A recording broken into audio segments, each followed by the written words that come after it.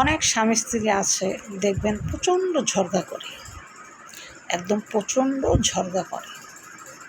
আমি সেসব স্বামী স্ত্রীকে একটা কথা বলতে চাই, স্বামী স্ত্রী থাকলে ঝগড়াঝাটি হবেই, এটা স্বাভাবিক, অস্বাভাবিকের কিছু না। কারণ আমরা যখন ছোটোবেলায় 5টা 6টা ভাই বোন ছিলাম, আমরা কি ঝগড়া করি নাই? তাই বলে কি সম্পর্ক ভাঙে চলে আসছি?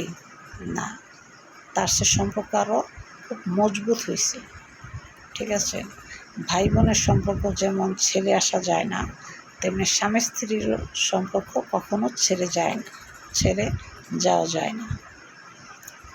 স্বামী স্ত্রী ঝগড়া লাগবে, কথা কাটাকাটি হবে, মারামারি হবে, এটা স্বাভাবিক, এটা অস্বাভাবিকের কিছু না।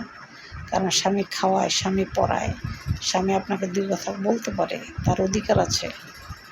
সবসময় একটা কথা মনে রাখবেন, সংসার সুখের হয় রমণীর গুণে।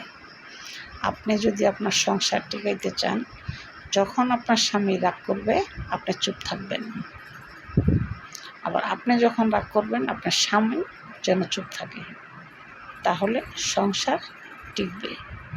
আর যদি দুজনই এক সমানে ঝগড়া লাগেন, কেউ কম না, কোনো ছাড়াছাড়ি নাই, কোনো ছাড় দেওয়া নাই, তাহলে ওই সংসার ভাঙবে নিশ্চিত। তাই বউ রাগ করলে স্বামী চুপ থাকবে, স্বামী রাগ করলে বউ চুপ থাকবে, এটাই হচ্ছে নিয়ম। এতে ভালোবাসা বাড়ে, মহব্বত বাড়ে।